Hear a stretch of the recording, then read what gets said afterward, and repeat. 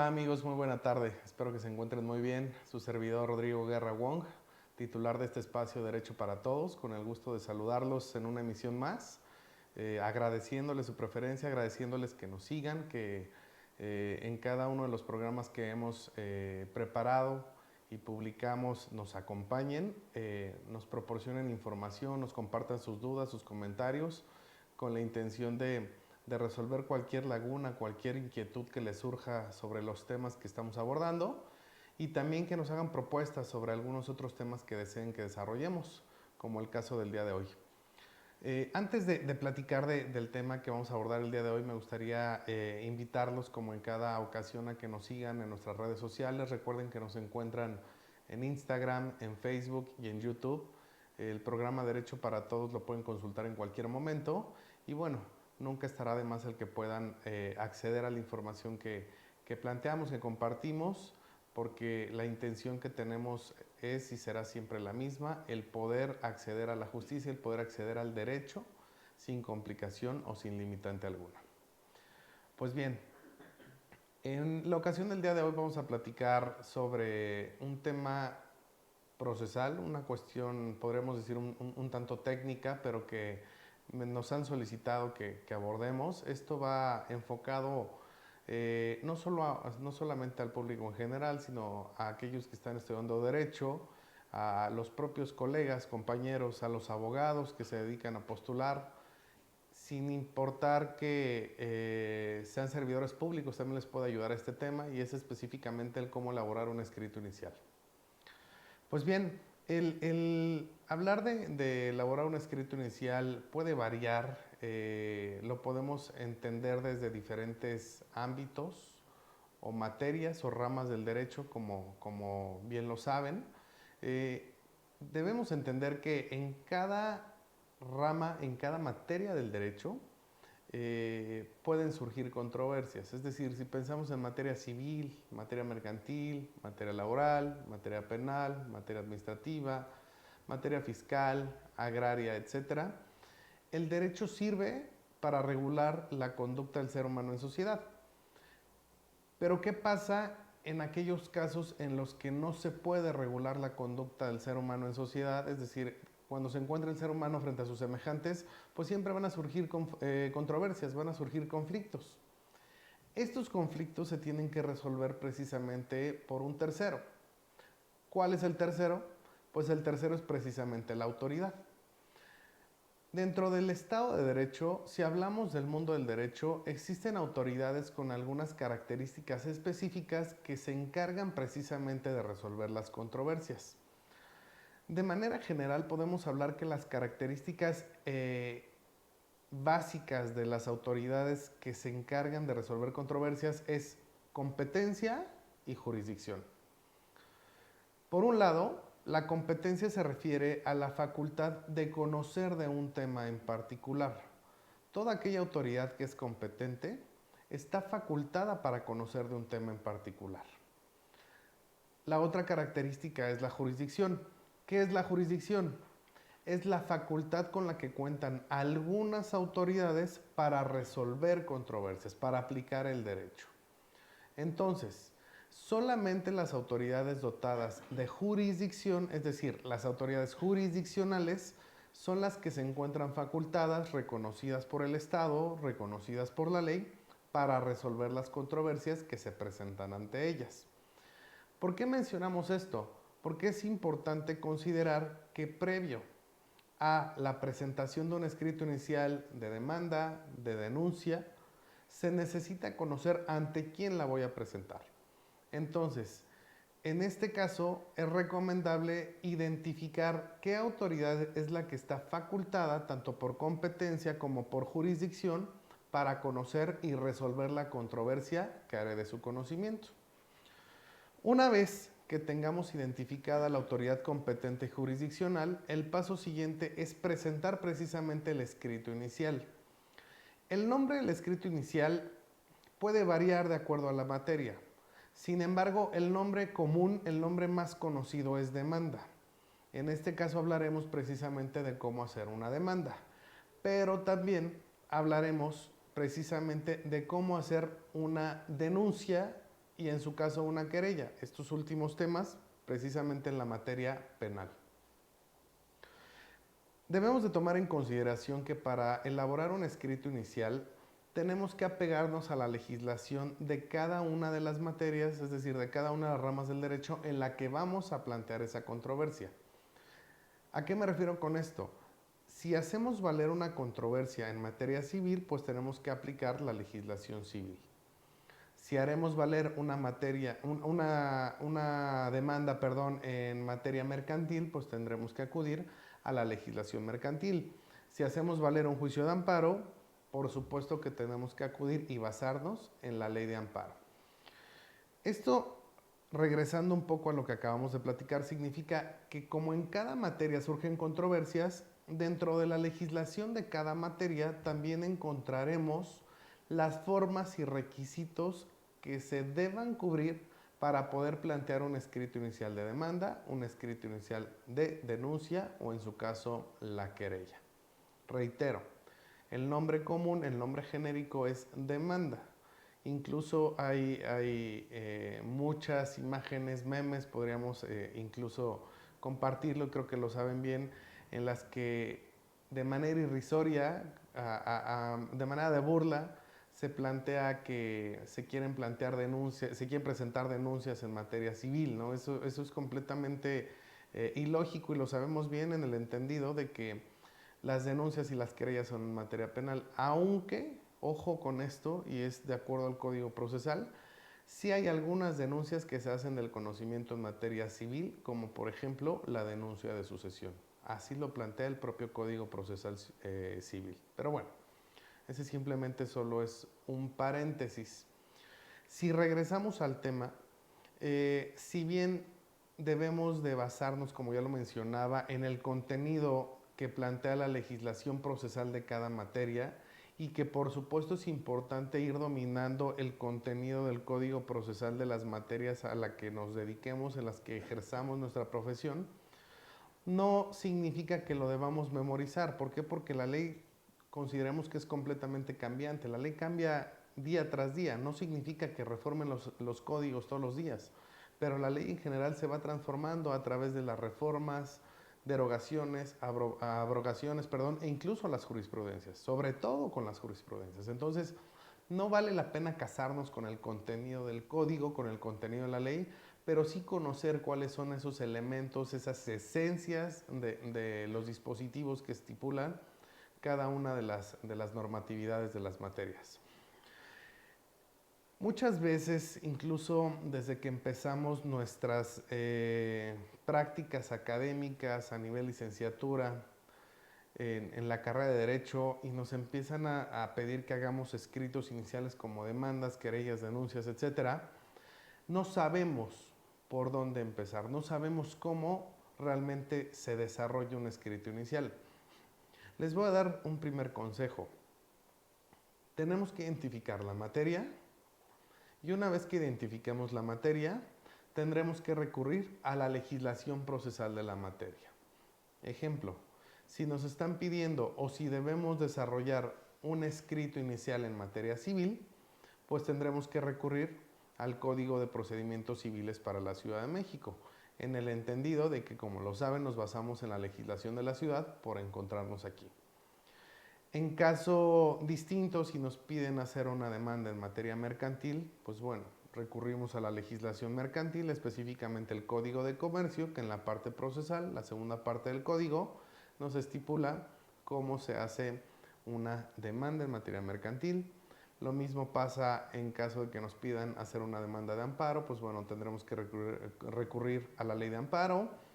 En caso de una denuncia o una querella, materia penal, insisto, tendremos que recurrir al Código Nacional de Procedimientos Penales, recordando que la legislación en materia penal, la legislación en materia de amparo, la legislación en materia laboral y la legislación en materia agraria son de índole federal y por ende se regulan con una sola legislación, que son legislaciones federales. Entonces, si nos piden hacer una demanda laboral, agraria, mercantil o de amparo, recurriremos a legislaciones federales y ahí encontraremos lo que a continuación les quiero platicar.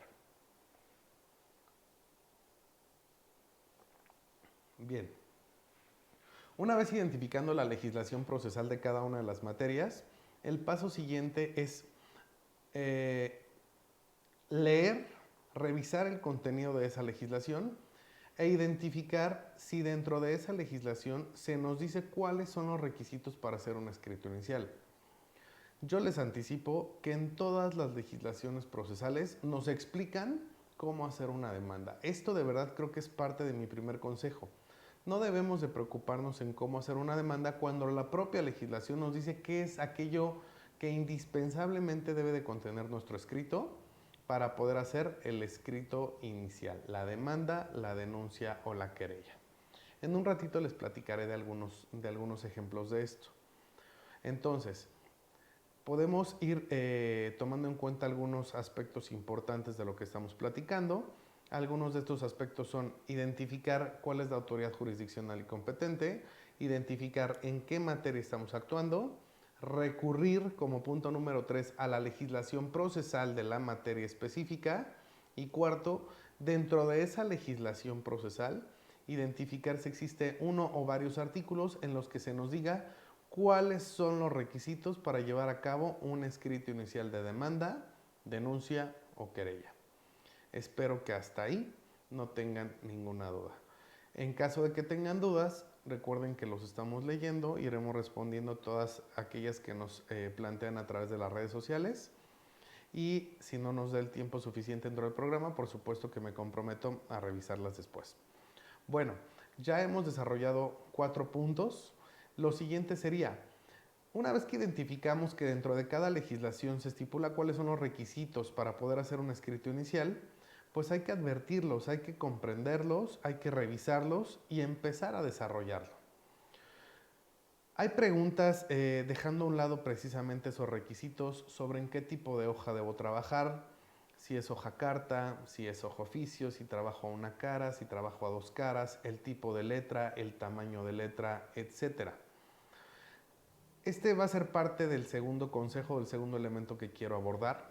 Y en este sentido me gustaría explicarles y compartirles que si bien en la legislación procesal donde se nos estipula cuáles son los requisitos para hacer los escritos iniciales, se nos plantea una serie de elementos que tenemos que cubrir, no hay una sola legislación en la que se nos diga el tamaño o tipo de hoja, si lo ocupo horizontal, si lo ocupo vertical, el color de la letra, el tipo de letra, el tamaño de letra, los márgenes, etc. Eso no lo contempla la legislación, lo que significa que nosotros tenemos la libertad de decidir este tipo de elementos.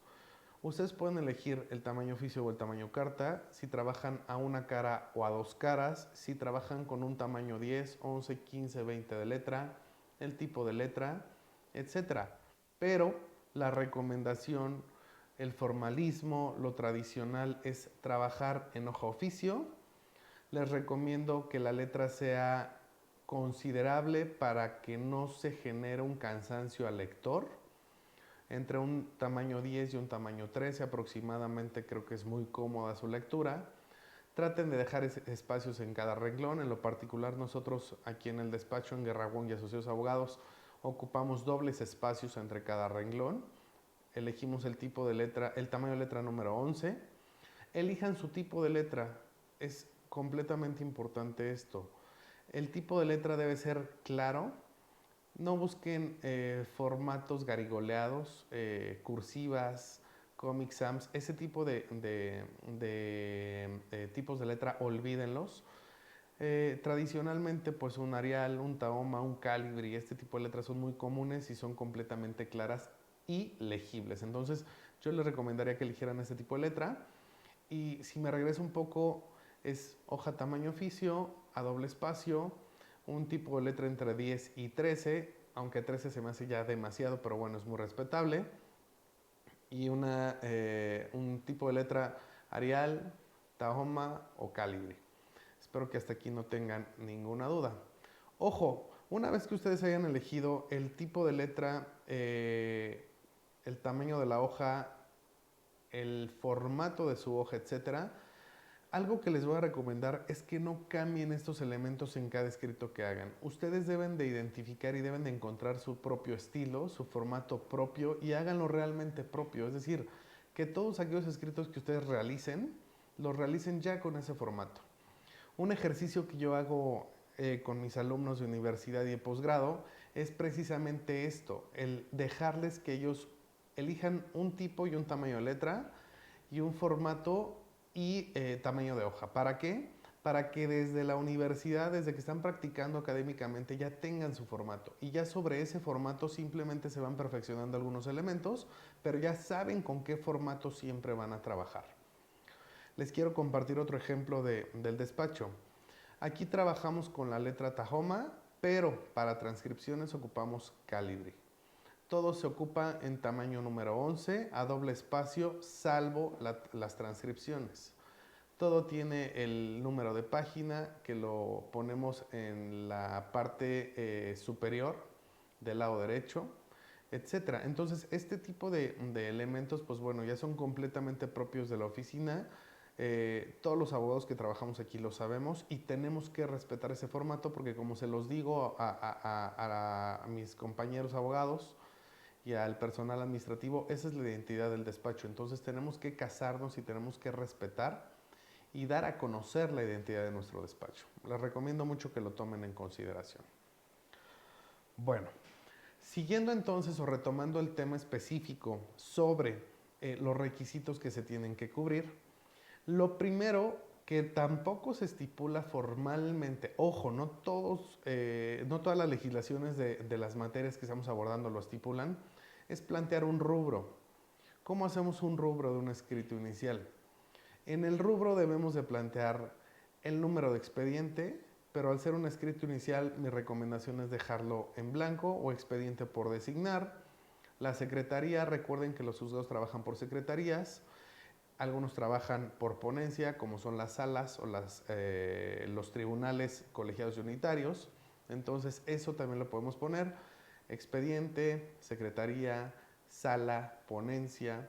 Las partes, por supuesto. Aquí viene otro formalismo. En el rubro siempre se estila que el sujeto activo, el actor, el enjuiciante, se plantea primero por apellido, mientras que el demandado por su nombre de pila. La vía y la acción.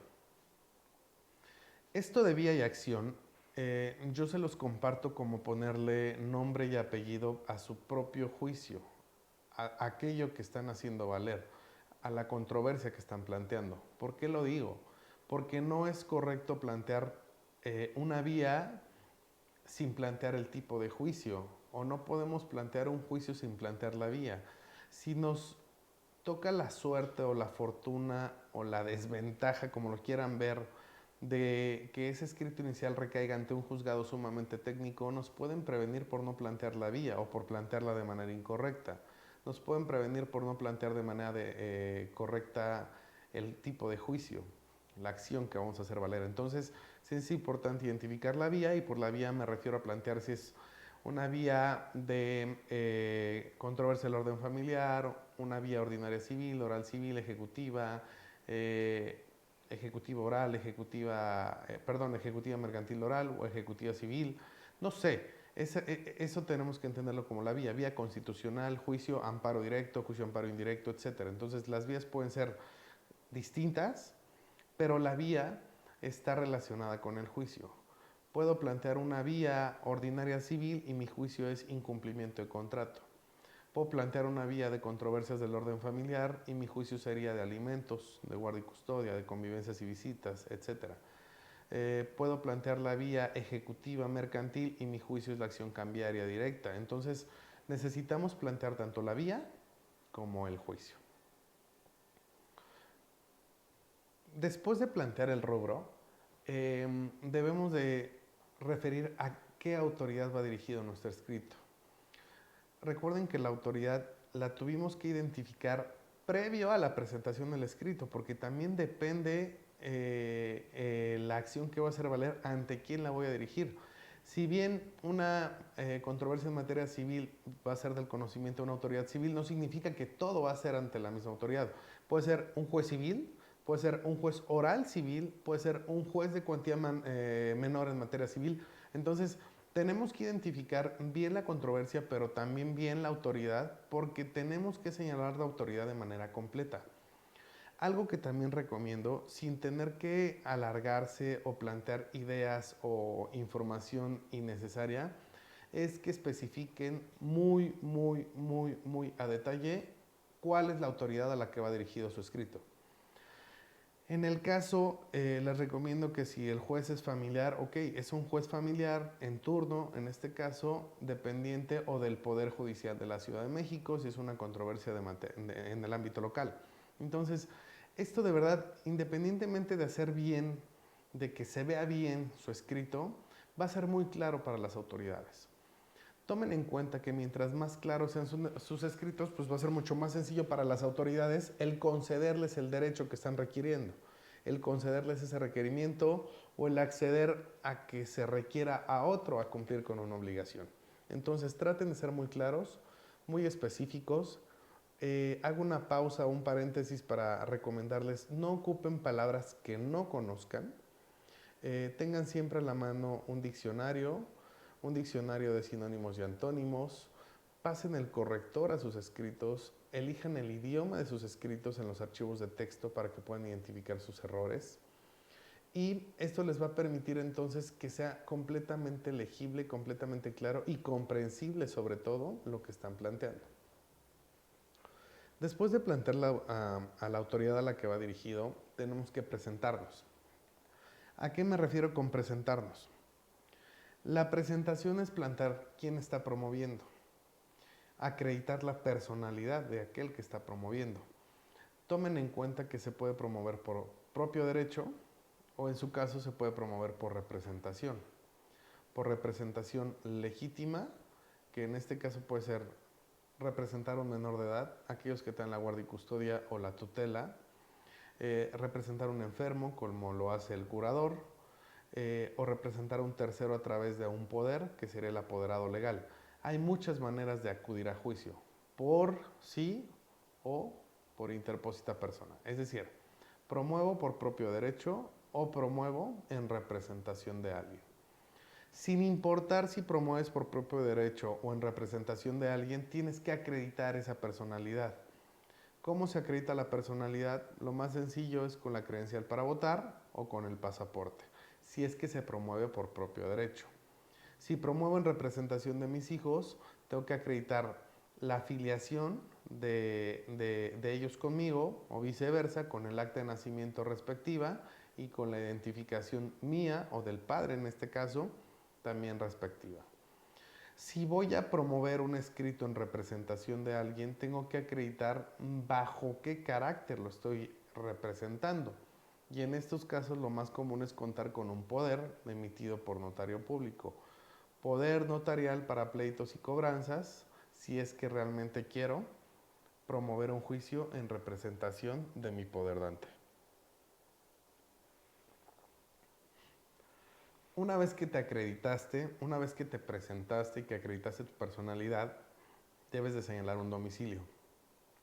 Recuerda que el domicilio que señales es en el domicilio en el que se van a oír y recibir todo tipo de notificaciones, documentos, incluso valores, objetos, etc. En este caso, yo lo que recomiendo es que el domicilio que se ponga en estos escritos iniciales sea el domicilio del abogado.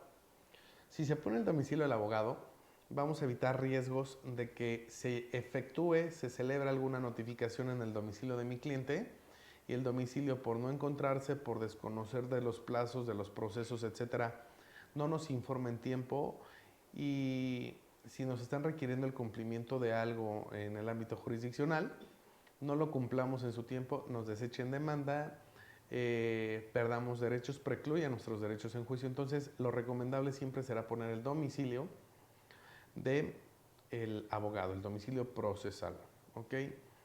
Aquellos que no tengan todavía una oficina propia, no pasa absolutamente nada.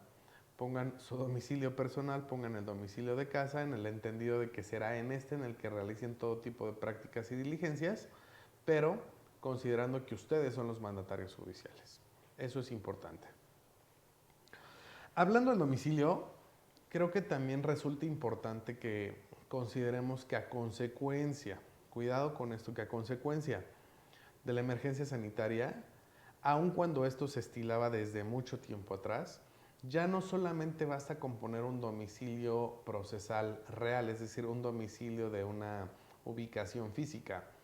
Les recomiendo que a este domicilio le adicionen correos electrónicos, números de teléfono locales, números de teléfono móvil, página web si es que la tienen, porque tienen que darle varias herramientas electrónicas o varias TICs, como también se les conoce a las autoridades, para que puedan generar la comunicación a través de medios virtuales.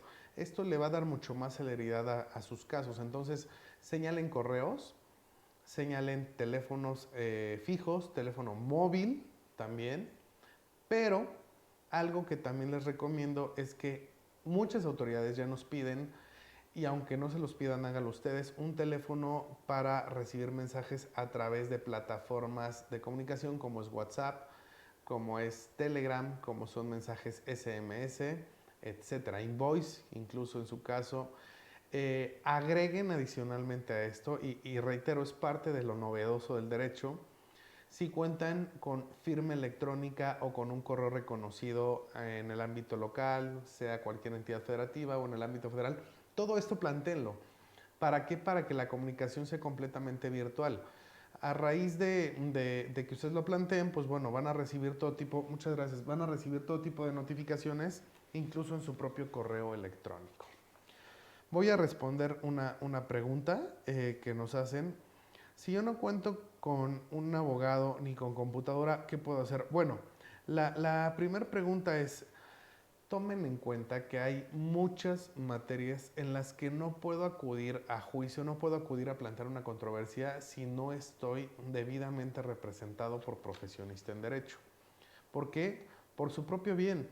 Lo dice la Constitución, artículo 14, lo dicen las leyes procesales de las distintas materias que estamos platicando, y aquellas que no hemos platicado también lo plantean. Se necesita contar con el derecho de defensa técnica y adecuada. ¿Qué es esto? Además de ser un derecho, es un principio. A nadie se le puede dejar en estado de indefensión al no estar debidamente asesorado y patrocinado, protegido, defendido por un abogado. Entonces, tomen en cuenta que hay casos en los que obligatoriamente necesitan de un abogado. Aquí quiero hacer una pausa porque es algo que sucede de manera muy común. Hay muchos casos en los que no se necesita de un abogado para poder plantear un juicio. El caso más común de esto es en la materia familiar, el derecho de alimentos. Voy a poner el caso de una madre o de un padre que necesita demandar al padre o a la madre de su hijo el pago de alimentos para este, pero no tiene dinero, no tiene los medios para acudir con un abogado. A este juicio se le llama juicio de alimentos por comparecencia. Tú no necesitas más que tu credencial para votar, el acta de nacimiento de tu hija o de tu hijo o de tus hijos, presentarte en los juzgados, y ahí te van a asignar un abogado de oficio que van a redactar tu demanda, la van a presentar ante un juzgado y ellos te van a defender durante toda la secuela procesal. ¿Esto existe? Por supuesto que existe. Hay muchos juicios en los que se aplica el derecho procesal por comparecencia. Es completamente válido, pero les voy a decir cuál es la otra cara de la moneda que muy pocos lo toman en consideración. Aquel que promovió el juicio por comparecencia, es decir, con apoyo del Estado, con un defensor público, va a ser y va a estar representado por ese defensor público, pero esto no significa que la contraparte esté obligada a hacerlo. ¿A qué me refiero? A que la contraparte, si tiene los medios o la facilidad o el acceso a contratar un abogado particular, pues lo va a contratar. Entonces, desafortunadamente en muchos casos esto genera desigualdad, porque bueno, sin menospreciar o sin demeritar el trabajo de los defensores públicos que hacen una excelente función procesal y profesional, están saturados de trabajo. Entonces, no van a dar la atención necesaria a todos aquellos casos que tienen, como lo hace el abogado particular. Entonces, tomen en cuenta esto. Si no tienes computadora, pues bueno, hay muchas opciones. Hay escritores públicos, puedes acudir al apoyo de un tercero, lo puedes hacer a mano por supuesto que es válido hacer demandas a mano. Es de repente común ver cuando se te está venciendo un plazo, un término, redactar el escrito en el mismo juzgado y presentarlo a mano. No pasa absolutamente nada, siempre y cuando sea claro, por supuesto, ¿no? Y tenga los elementos básicos de todo escrito que se presenta ante autoridades. Entonces es por supuesto válido. Incluso yo he visto demandas hechas a mano que no es una, sino 50, 70 hojas, que a la vista son completamente atractivas, son hermosas, pero bueno, es realmente pesado hacer este tipo de escritos y más ahora cuando tenemos muchas herramientas de trabajo.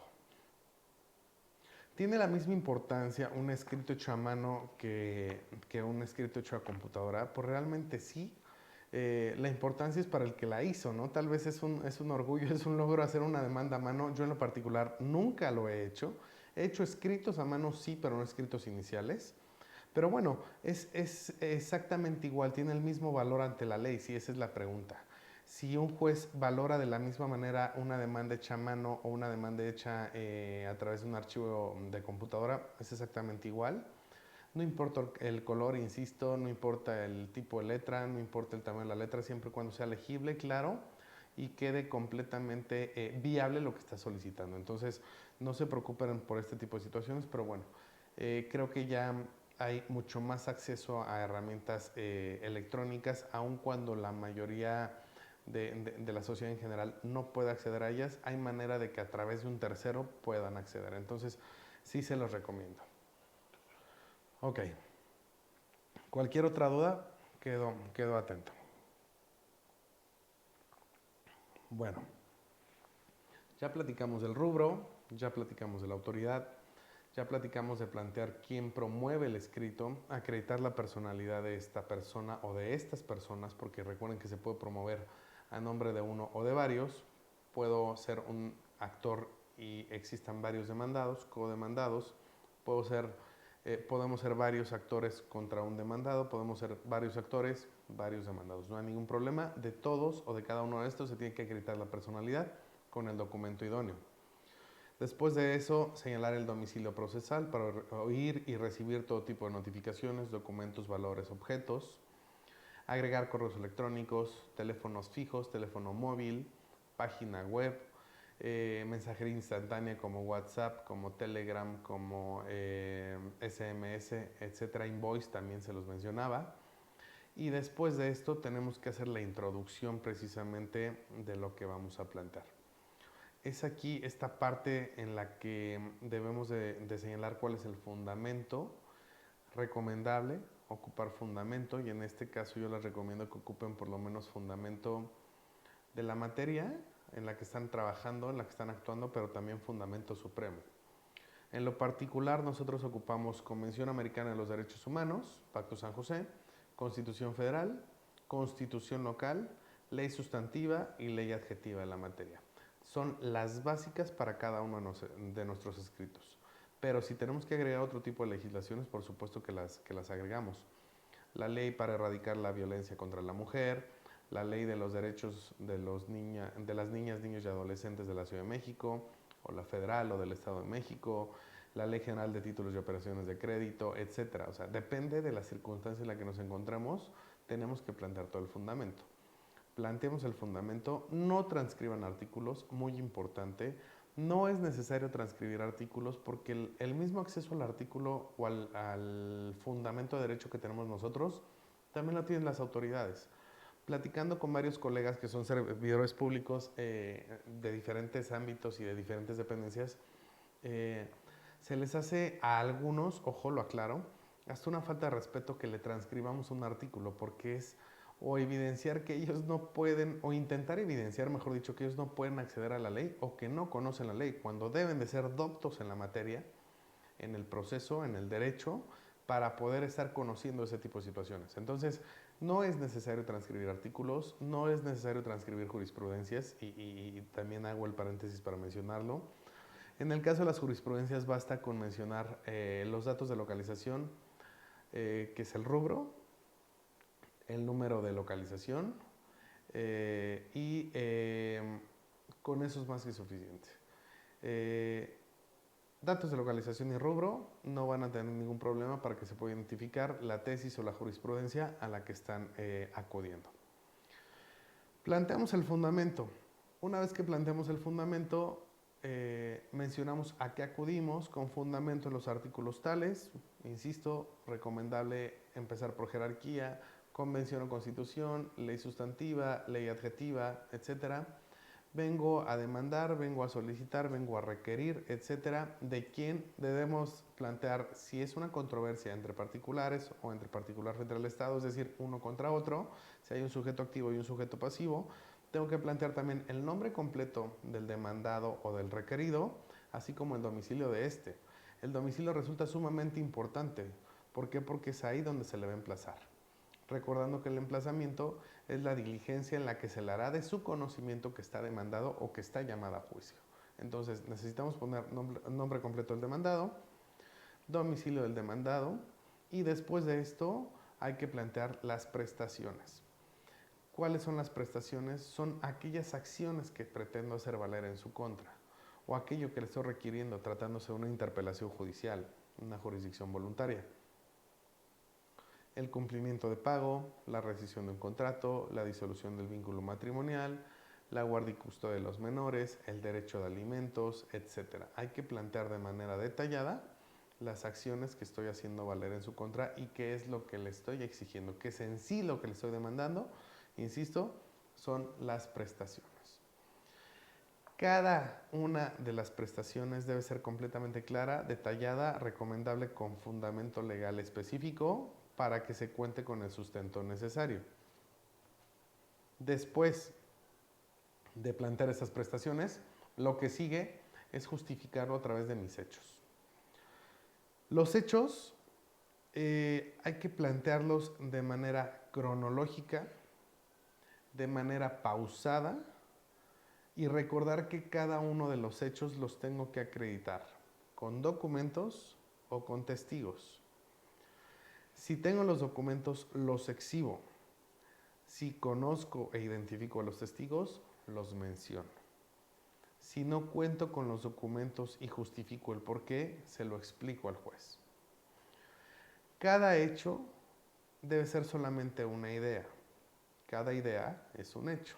Ejemplo, el 15 de mayo del 2015 me casé con X persona.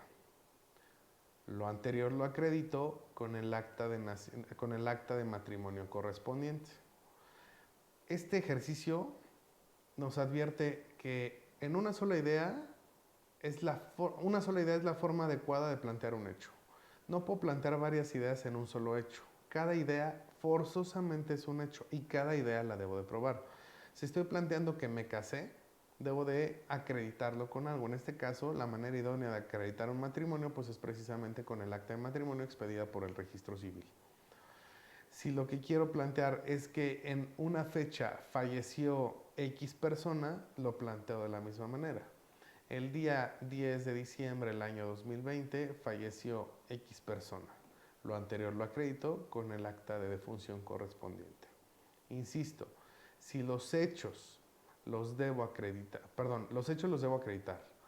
y los tengo que acreditar con documentos o en su caso con testigos. Los documentos recordemos que pueden ser públicos, que son aquellos que fueron expedidos u obran en dependencias del Estado, en órganos del Estado o privados que fueron celebrados solamente entre los particulares. Bueno, tomen en cuenta que la base esencial de nuestra demanda siempre van a ser los hechos. En los hechos es donde yo voy a narrar de manera sistemática, de manera cronológica, de manera detallada, acreditando lo conducente, lo necesario. ¿Cuál es el sustento de las prestaciones que estoy haciendo valer? Si estoy haciendo valer tantas prestaciones, esas prestaciones tienen un origen, tienen un motivo. Los motivos son precisamente los hechos. Es en mis hechos en donde yo voy a justificar el por qué hago valer las acciones que planteé. Si estoy hablando del incumplimiento de un contrato, pues por supuesto que en los hechos tengo que platicar cómo surgió ese contrato, si se cumplió el contrato, cuáles eran los derechos de una parte, cuáles eran las obligaciones de la otra, etc. ¿En qué momento surgió el incumplimiento? Entonces, Las prestaciones están relacionadas con los hechos, pero los hechos son los que justifican precisamente las prestaciones que hago valer. Una vez que planteo todos esos hechos, en algunos casos, en algunos tipos de juicios se tienen que ofrecer pruebas. Cuidado, no en todos los juicios se ofrecen pruebas en el escrito inicial. ¿Cómo sabemos precisamente en qué escritos no se ofrecen pruebas en el escrito inicial? Lo más lógico, pero lo más formal también es acudiendo a la legislación. Ejemplo, el artículo 255 del Código de Procedimientos Civiles para la Ciudad de México nos habla del juicio ordinario civil y nos dice cuáles son los requisitos de un escrito inicial en materia en los juicios ordinarios civiles. No nos habla de pruebas, lo que significa que en el juicio ordinario civil, si hacemos una línea del tiempo, las pruebas se ofrecen posteriormente a la etapa de la audiencia de conciliación y se mencionan en ese momento. Pero si nos vamos a una controversia del orden familiar, si nos vamos a un juicio por cuantía menor, si nos vamos a un juicio oral, en esto sí llevan pruebas en el escrito inicial. Entonces, mi consejo es recurrir a la legislación, advertir cuáles son los requisitos del escrito inicial y si me menciona que lleva pruebas al inicio, pues las planteo. Si no, hay un momento específico para ellos. Cuidado, la corriente actual del derecho procesal nos está llevando a la oralidad. Y si hablamos de juicios orales, la regla general es que en todos los juicios orales se plantean las pruebas desde el escrito inicial de demanda, para que lo tengan presente. Después de plantear los hechos, puedes plantear medidas cautelares, providencias precautorias, que son aquellos actos tendientes a salvaguardar la materia o la esencia del juicio o situaciones específicas durante la tramitación de este. Depende de la circunstancia que puedas hacer valer. Pueden ser unos alimentos de forma provisional, una guardia y custodia de forma provisional, un embargo provisional, la anotación de la demanda en el registro público de la propiedad. No sé, depende del tipo de controversia. No es obligatorio, no, recuerden que solamente es obligatorio cubrir con aquellos requisitos que la propia legislación nos va señalando para cada tipo de juicio, pero podemos adicionar cualquier otro elemento que nosotros consideremos. ¿Cuáles son algunos de los elementos que es válido considerar? Competencia y jurisdicción, justificar por qué esa autoridad es competente, por qué esa autoridad es jurisdiccional, se basan en ley orgánica del Poder Judicial del lugar en el que se encuentren, se basan en el Código Procesal también. El capítulo de derecho se refiere a plantear nuevamente el fundamento de derecho, plantearlo, no transcribirlo. El análisis de las acciones que están realizando. Muchos abogados, en su caso su servidor, tengo que reconocer que lo hice durante muchísimos años, ya no lo hago, pero planteaba un análisis de las acciones, es decir, daba una explicación técnico-lógica jurídica de las acciones que hacía valer. Me gustaba hacerlo, creía que era algo importante, al día de hoy ya no lo considero, pero bueno, es muy respetable que muchos lo hagan. Y después de esto, pues viene ya por supuesto el cierre de su escrito. Dentro del cierre de su escrito, pues bueno, lo básico es plantear los petitorios. No hay un límite de petitorios, pero también traten de ser muy concretos. No es necesario plantear 10, 15 petitorios. Puedes plantear 1, 2, 3, sí, incluso 1. Hay gente que ya no plantea puntos petitorios, simplemente al cierre de su escrito dice espero que se provea de conformidad, punto. No solicitan, no desarrollan ningún petitorio, pero sí necesitamos poner la fecha, la protesta legal, que es protesto lo necesario conforme a derecho, protesto conforme a derecho, el nombre y firma de quien plantea ese escrito. Entonces, este tipo de elementos realmente son básicos, son indispensables. No olviden que los escritos que ustedes realicen van a ser su imagen, van a ser la identidad que le quieran dar a su juicio y va a ser la forma en la que se van a dar a conocer tanto con sus clientes como con las contrapartes y por supuesto con las autoridades. Entonces deben ser muy detallistas, deben de ser muy claros y buscar hasta cierto punto la perfección de esos escritos iniciales que ustedes desarrollen para que luzca su trabajo.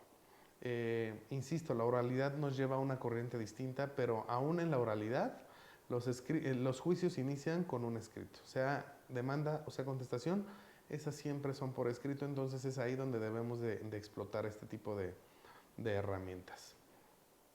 Pues bueno, realmente este tema creo que todavía me da para mucho más.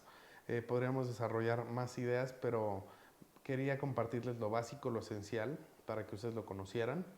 Antes de finalizar, solamente quiero darles un poco de fundamento que sí lo veo indispensable en esta ocasión, para poder identificar en dónde se encuentran los requisitos para hacer escritos iniciales. Me voy a basar en legislación de la Ciudad de México y en legislación federal.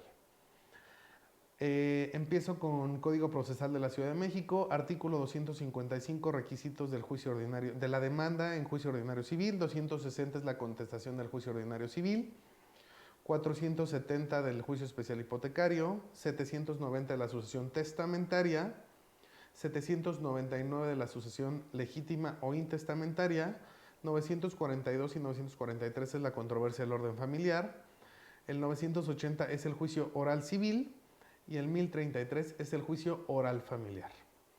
Si nos vamos a la materia mercantil, en la materia mercantil el 1053 es el juicio mercantil, el 1390 bis 11 es el juicio oral mercantil, 1390 ter 4 es el juicio ejecutivo mercantil oral y 1392 es el juicio ejecutivo mercantil. Todos estos del famoso COCO, del Código de Comercio. En materia penal, la denuncia artículo 223, la querella artículo 225. Y por último, en materia de amparo, encontramos el artículo 109, que es el amparo indirecto, y el artículo 175, que es el amparo directo. Les recomiendo que repasen esos artículos, les recomiendo que los lean, que conozcan su contenido, pero también que practiquen. Les recomiendo de verdad que hagan escritos iniciales, aun cuando estén en su etapa de academia, aun cuando estén en la etapa estudiantil. Y si son profesionistas, y aun cuando no les soliciten hacer un escrito inicial, aun cuando no tengan un cliente que necesite un escrito en específico, háganlos, desarrollenlos, van a practicar, van a lograr comprender y adquirir mucho mayor conocimiento, pero también mucha práctica en este tipo de aspectos de la materia y del ámbito procesal del derecho. Pues bueno, en esta ocasión no pude responder tantas preguntas precisamente para abordar el tema, pero tal como lo mencioné al principio del programa, me comprometo a responderlos, a resolver esas dudas, esas inquietudes. Les agradezco de verdad que nos sigan acompañando, les agradezco su tiempo y el interés en estas pláticas que a fin de cuentas son para ustedes. Muchísimas gracias, espero que sigamos en contacto. Saben cuáles son los medios de comunicación. Les mando un fuerte abrazo y nos veremos pronto. Gracias.